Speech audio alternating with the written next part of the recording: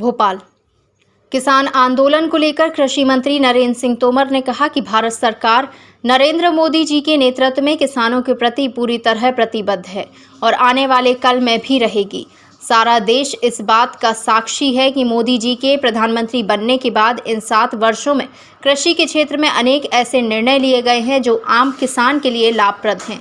चाहे वो NSP में बढ़ोतरी का सवाल हो, चाहे PM किसान योजना के माध्यम से 1,58,000 करोड़ रुपए किसानों के खाते में डालने का सवाल हो, चाहे KCC के माध्यम से 16 लाख करोड़ रुपए किसानों को उपयोग के लिए मिले, इस प्रावधान का सवाल हो। हर तरफ जो काम चल रहे हैं। जहां तक कृषि सुधार कानूनों का मामला है, पूरा देश कृषि सुधार कानूनों के पक्ष में खड़ा हुआ है। कुछ किसान यूनियन हैं जिन्होंने किसान सुधार कानूनों का विरोध किया। सरकार ने संवेदनशीलता के साथ उनसे बात की है। सरकार नरेंद्र मोदी जी के नेतृत्व में किसानों के हितों के प्रति पूरी तरह प्रतिबद्ध है और आने वाले कल में भी रहेगी। सारा देश इस बात का साक्षी है कि मोदी जी के प्रधानमंत्री बनने के बाद इन 7 वर्षों में कृषि के क्षेत्र में अनेक ऐसे निर्णय लिए गए हैं जो आम किसान के लिए लाभप्रद हैं। चाहे वो MSP में बढ़ोतरी का सवाल हो, चाहे PM किसान योजना के माध्यम से 1,58,000 करोड़ रुपया किसानों के खाते में डालने का सवाल हो, चाहे KCC के माध्यम से 16 लाख करोड़ रुपया किसानों को उपयोग के लिए मिले, इस प्रावधान का सवाल हो।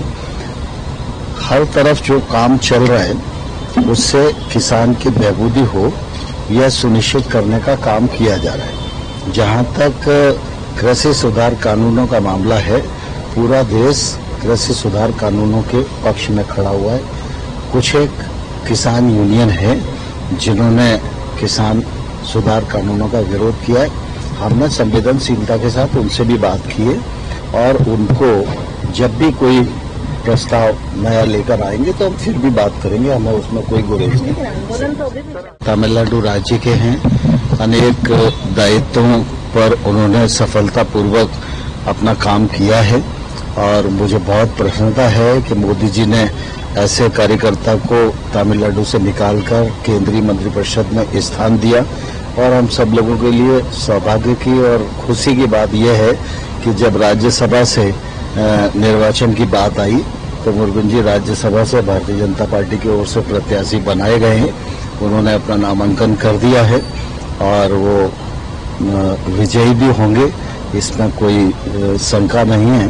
और मुझे लगता है कि उनकी योग्यता का, उनके अनुभव का, उनके मंत्रालय का, उनकी सूझबूझ का अब राज्यसभा के एक सदस्य के नाते मध्य प्रदेश की जनता और कार्यकर्ताओं को भी लाभ मिलता रहे। सर, जो है आपकी बैठकें हैं कोर कमेटी की, इस तरह से क्या उपचुनाव को लेकर रणनीति है या फिर और भी मध्य प्रदेश में चीजें?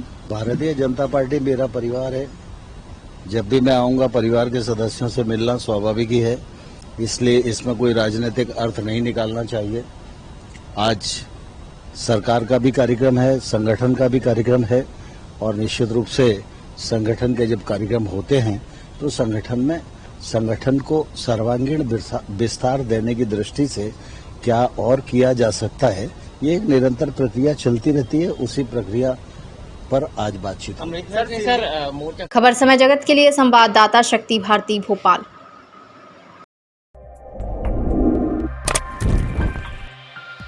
For latest news, subscribe to our channel and press the bell icon.